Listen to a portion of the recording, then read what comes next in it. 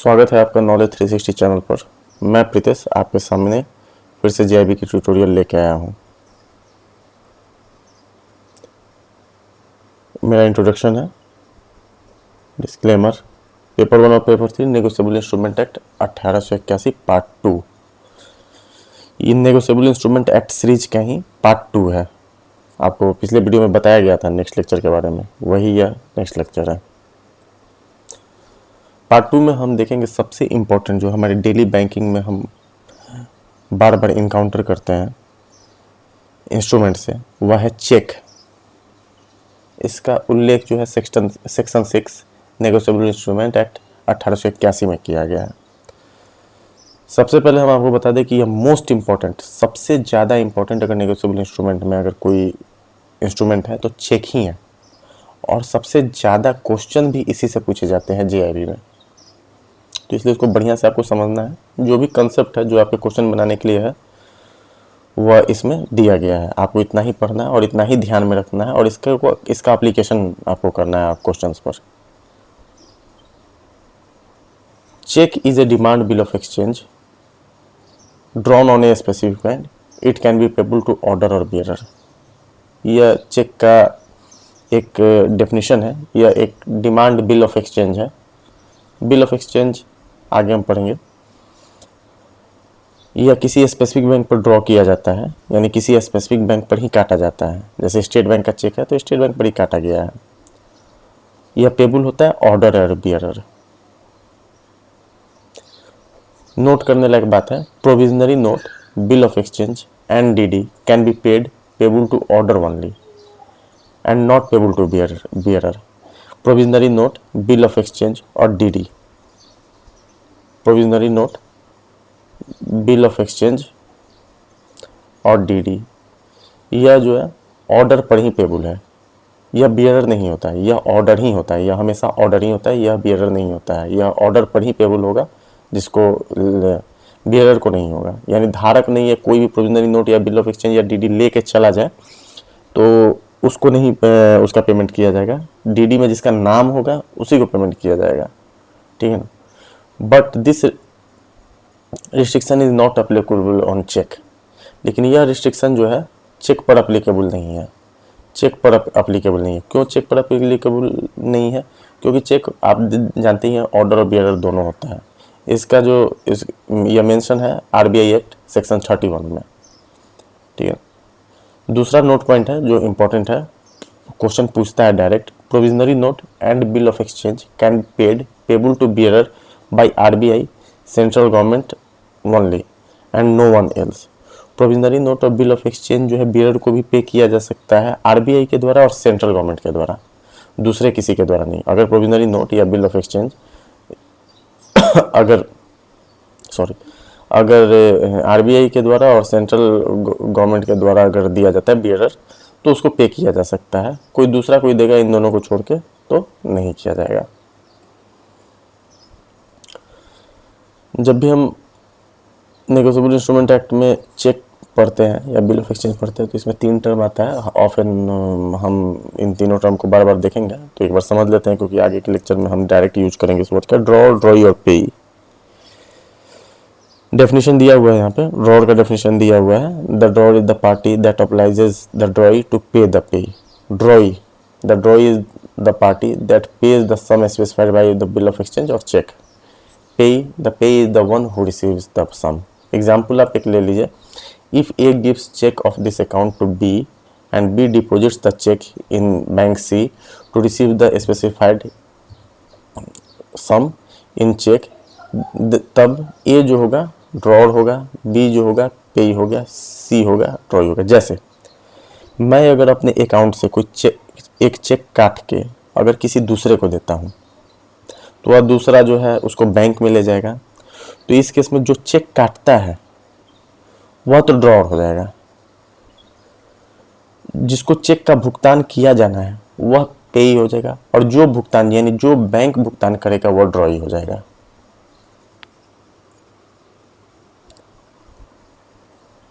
Types of check आप देख ले, उसके फिजिकल टाइप्स आप इसको कर सकते हैं, यानी उसके फिजिकल प्रॉपर्टीज़ के अनुसार जो है चेक जो है कितने प्रकार के होते हैं। एक तो होता है पेपर चेक, दूसरा होता है ट्रंकेटेड चेक, तीसरा होता है इलेक्ट्रॉनिक चेक। यह 3 प्रकार का होता है।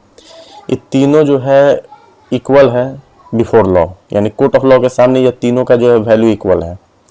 इक्वल इन द सेंस तीनों ही पर NI एक्ट 1881 लागू होगा, तीनों ही पर जो है जजमेंट जो होगा वो लगभग सेम होगा। ट्रंकेटेड चेक, पेपर चेक तो नॉर्मल पेपर चेक आप देखते ही हैं, जो चेक हम किसी कस्टमर को देते हैं वो लेके जाता है वो पेपर चेक। ट्रंकेटेड चेक क्या होता है, एक बार डिफिनेशन देख लेते हैं। It is a paper cheque retained by collecting bank और clearing house in the process of collection to collect the payment the collecting bank sends scanned image of payable cheque to the paying bank. तो जो scanned image होता है वो truncated check होता है, एक तरह से आप समझ लीजिए। जैसे कोई आदमी है वह SBI का cheque central bank of India में जमा कर देता है।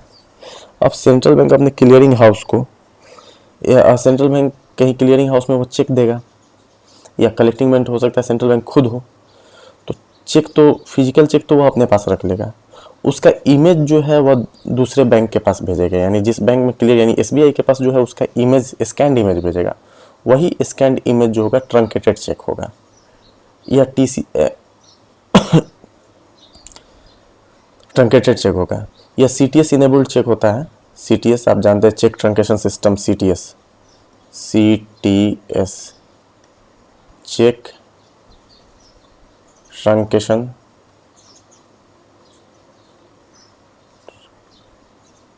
सिस्टम, यह होता है चेक ट्रंकेशन सिस्टम। तो यह CTS इनेबल्ड चेक होता है, इसका इमेज जो है भेजा जाता है जहाँ से हमको पेमेंट प्राप्त करना है, तो यह ट्रंकेटेड चेक होता है। उसके बाद electronic cheque, it is a scanned image of the paper cheque authenticated by drawer with electronic signature. वैसा पेपर चेक जिस पर इलेक्ट्रॉनिक सिग्नेचर हो वो इलेक्ट्रॉनिक चेक होता है। इलेक्ट्रॉनिक चेक में जो सिग्नेचर होता है उसमें 2 की होते हैं, यानी एक तो की जो है पासवर्ड होता है, ठीक है ना, उसके पासवर्ड के 2 पार्ट होते हैं, एक तो होता है पब्लिक की और एक होता है प्राइवेट की। उसका नाम है, यानी जो पासवर्ड होगा वो 2 भागों में होगा। एक को पब्लिक की कहते हैं, जो पहला होता है वो पब्लिक की होता है, दूसरा होता है प्राइवेट की होता है। या पब्लिक की जो होता है it is used for signature verification, it is disclosed. Public की डिस्क्लोज होता है, ये सिग्नेचर वेरिफिकेशन, यानी जैसे मैंने इलेक्ट्रॉनिक चेक पर मैंने साइन किया अपने इसे डिजिटल साइन से, तो उसमें जो पहला पार्ट जो होगा वो पब्लिक की होगा, वह उस पर डिस्क्लोज होगा, क्योंकि सामने वाले को पता लगना चाहिए कि साइन किसने किया है, तो इसलिए वह डिस्क्लोज होगा। दूसरा जो पार्ट होता है वो प्राइवेट की होता है, जो हम साइन करते हैं, जो डिजिटल सिग्नेचर का कोड होता है उसमें प्राइवेट की होता है। यह सीक्रेट होता है, क्योंकि यह एक पासवर्ड टाइप से होता है, वही पासवर्ड हम डाल के जो है डिजिटल सिग्नेचर करते हैं, ठीक है। यानी पहला पार्ट तो यह बताता है कि भाई यह किसका साइन है, दूसरा पार्ट सिग्नेचर करने के लिए नहीं, तो ऐसे तो कोई भी टोकन लगाएगा, डिजिटल सिग्नेचर का मिलता है और साइन कर देगा, तो आपके पास एक पासवर्ड होता है, वह होता है प्राइवेट की। अब केस आता है चेक पर सिग्नेचर का, सिग्नेचर ऑन द चेक, यानी चेक पर जो सिग्नेचर किया जाता है वह, चेक पर जो है सिग्नेचर 2 तरीके से होता है, एक फोर्स सिग्नेचर हो सकता है, यानी कोई दूसरा कोई कर दिया, फर्जी सिग्नेचर, और एक होता है कि किया तो कस्टमर ही है लेकिन जो बैंक रिकॉर्ड है उससे थोड़ा सा डिफरेंट कर दिया है। यानी 2 हमारे पास, एक तो होता है कि भाई जो बैंक रिकॉर्ड में है वही कर दिया है, तब तो बात ही खत्म हो जाती है, और से कस्टमर के द्वारा ही किया गया है तब तो बात ही खत्म हो जाती है, तो नॉर्मल। 2 कॉम्प्लिकेशन क्या होता है कि एक तो फर्जी, यानी कोई दूसरा कोई साइन कर दिया चेक पर, जिसका चेक है वो तो नहीं साइन किया, किसी ने दूसरे ने चेक साइन कर दिया, और एक है कि साइन तो किया है कस्टमर ने ही लेकिन थोड़ा डिफरेंट कर दिया है। तो दोनों केस में देखिए क्या मतलब यह होता है चेक विथ फोर्स सिग्नेचर, यानी जिस पर सिग्नेचर फर्जी है। तो एक चीज़ वैलिड मैंडेट का कंसेप्ट होता है, वैलिड स्वीकृति का, वैलिड मैंडेट का कंसेप्ट होता है। तो ध्यान दीजिएगा एक बात कि कस्टमर अगर खुद साइन कर देता है तो वह हमेशा कोर्ट ऑफ लॉ के सामने वैलिड मैंडेट माना जाएगा। कस्टमर खुद साइन, वह डिफरेंट भी साइन हो सकता है या वही साइन हो सकता है जो बैंक रिकॉर्ड में है, लेकिन अगर कस्टमर ने खुद साइन किया है तो वैलिड मैंडेट माना जाएगा, भले डिफरेंट क्यों नहीं हो। लेकिन अगर कोई दूसरा कोई साइन करता है और वह हूबहू कस्टमर का सिग्नेचर जो है उतार देता है, जो आपको किसी तरीके से पता नहीं लगता, हूबहू उतार देता है, मानी नटवर लाल है वो हूबहू वही सिग्नेचर कर देता है, तो यह वैलिड मैंडेट जो है नहीं माना जाएगा। इस केस में जो है कोर्ट ऑफ लॉ के सामने यह वैलिड मैंडेट नहीं माना जाएगा। भले आप एक्सक्यूजेज देते रहिए कि हमारे आई से नहीं पता लगा या पता नहीं लगा, हु बहू वही है या जो भी है, स्कैंड है या जो भी है, वह वैलिड मैंडेट नहीं माना जाएगा। तो वही चेक विथ फोर सिग्नेचर, यानी चेक जो है फर्जी सिग्नेचर अगर चेक पर है तो यह वैलिड मैंडेट नहीं होता है कस्टमर का वैलिड मैंडेट नहीं माना जाएगा। यानी कस्टमर यह मैंडेट नहीं देता, ये नहीं माना जाएगा कि कस्टमर का आप खाता डेबिट करें।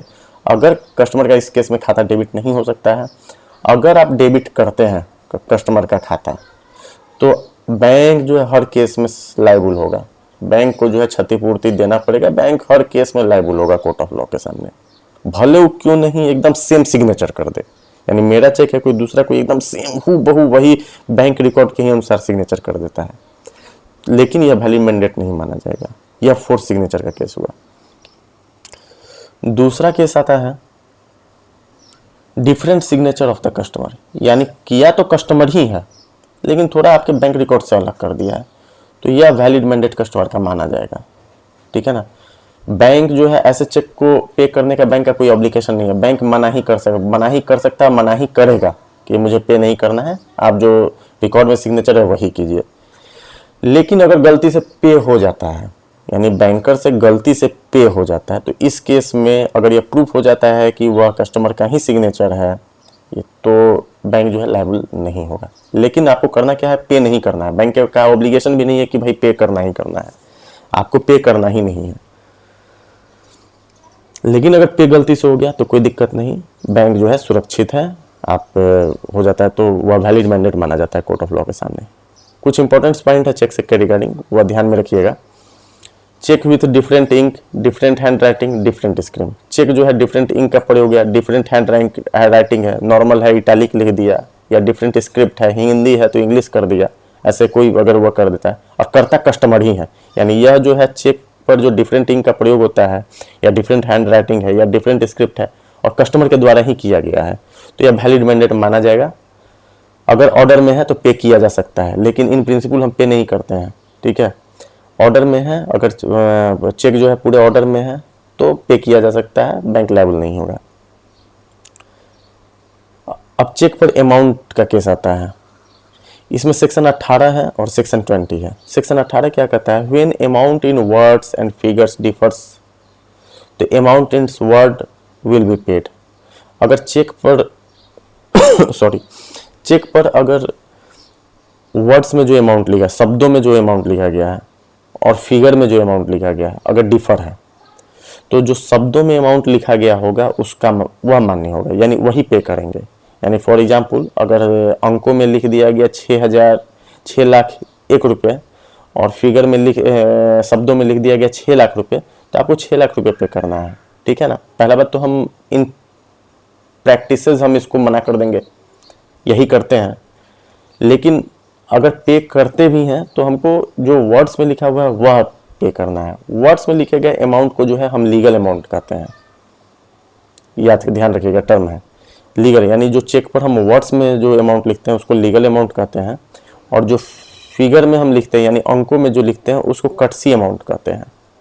तो समझ ही सकते हैं, लीगल जहाँ पे बात आ गया वो लीगल वाला ज़्यादा वैलिड होगा। ठीक है ना। अब सेक्शन 20 देखिए क्या कहता है, when cheque is incomplete it can't be paid. अगर सेक्शन 20 कहता है कि अगर चेक जो है पूरी तरीके से भरा हुआ नहीं है तो आपको पे नहीं करना है, लेकिन अगर पे कंप्लीट करके इसको लेके आता है और फिर से आपको देता है तो आपको पे करना है। Date of cheque. अब डेट का डिफरेंट सिनारियो है चेक का, क्वेश्चन आता है, याद कर लीजिए। Antedated cheque, antedated cheque, cheque with past date, यानी चेक जिस पर जो है चेक जब बैंक में जमा किया जाता है उससे पहले का डेट हो चेक पर, यानी जिस दिन चेक बैंक में जमा किया जा रहा है उससे पहले का चेक है, ओके। तो वैलिड मैंडेट होता है भाई, सिग्नेचर कस्टमर किया होगा सही से, कस्टमर का सिग्नेचर होगा तो यह वैलिड मैंडेट माना जाएगा। अगर वैलिडिटी में है यानी 3 महीने के अंदर में है तो उसको पे कर देना है, नहीं तो नहीं करना है।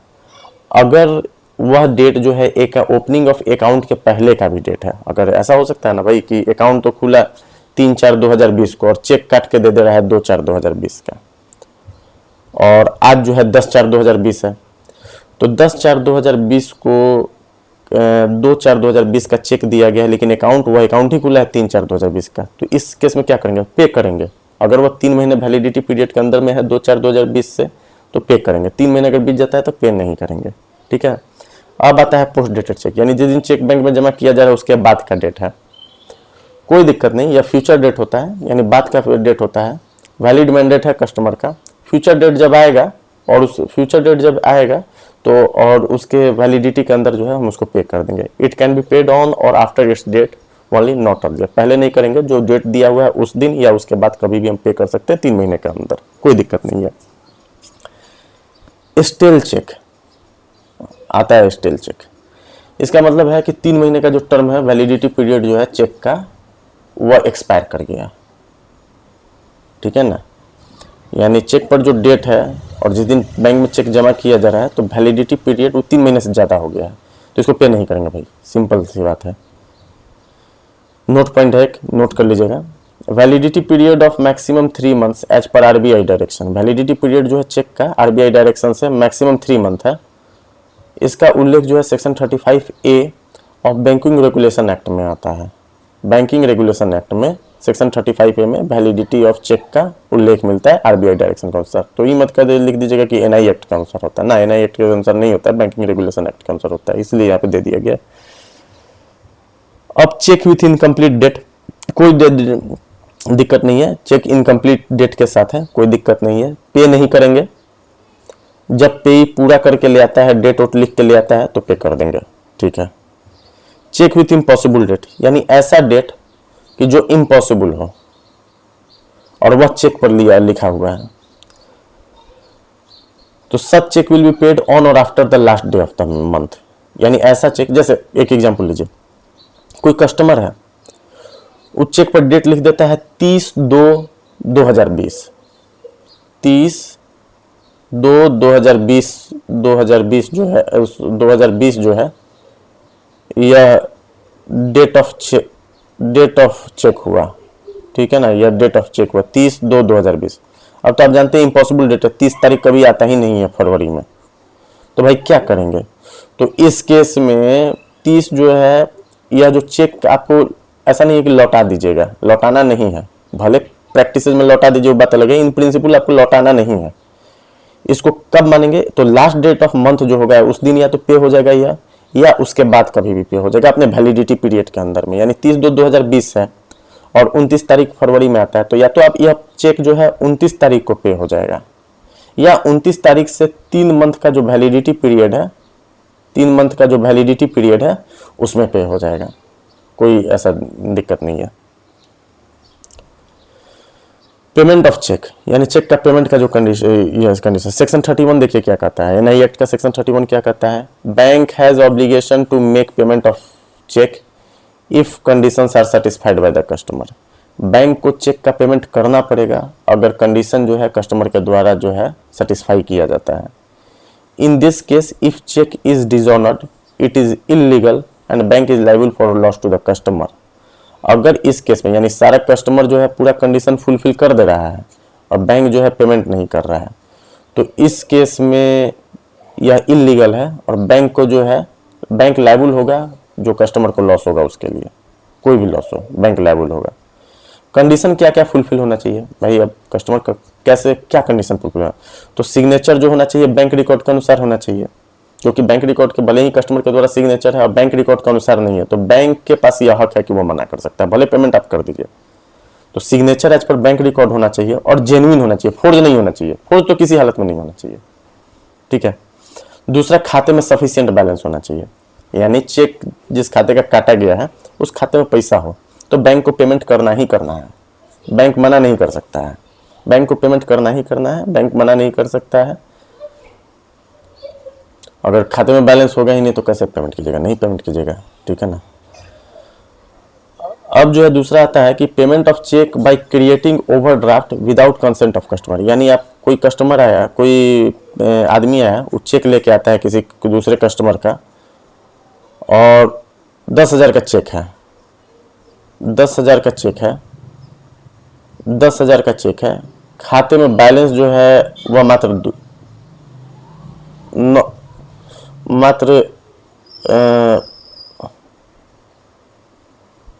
मात्र 9,000 रुपये है खाते में।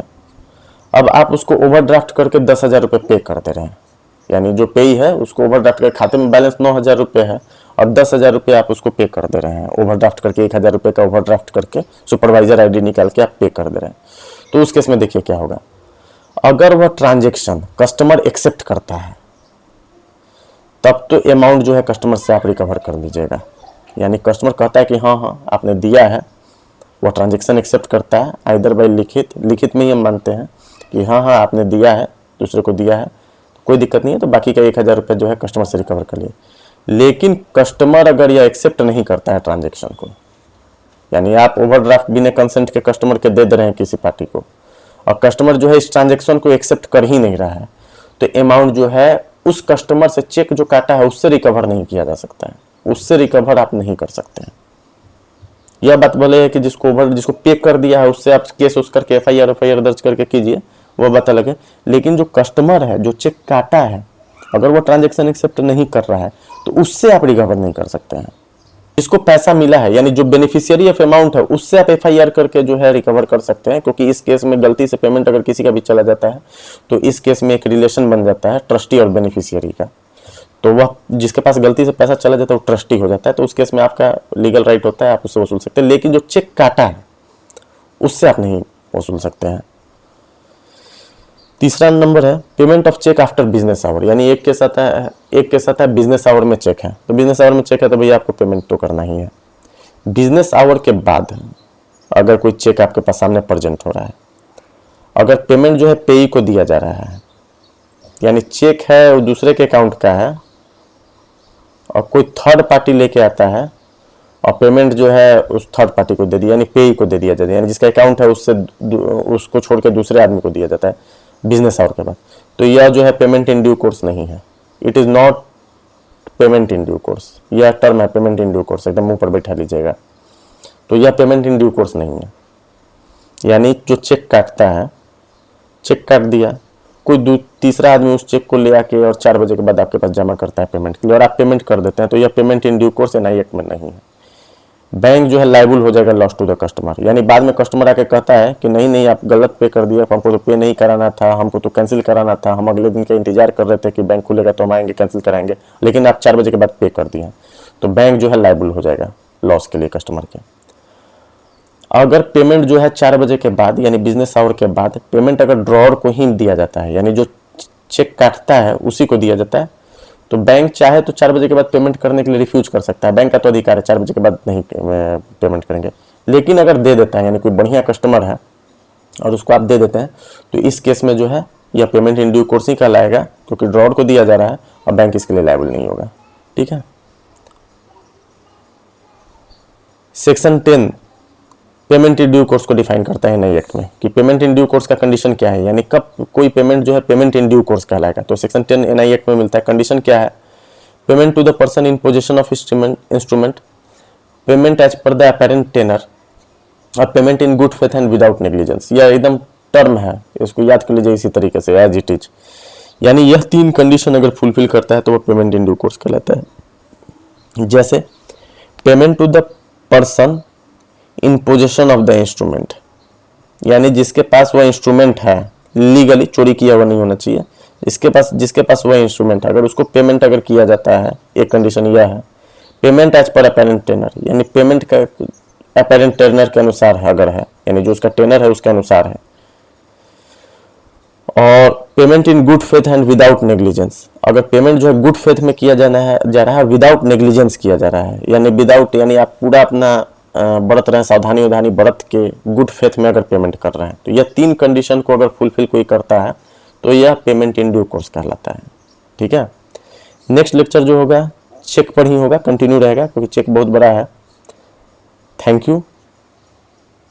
लाइक कीजिएगा, चैनल को सब्सक्राइब कीजिएगा और हिट द बेल आइकन।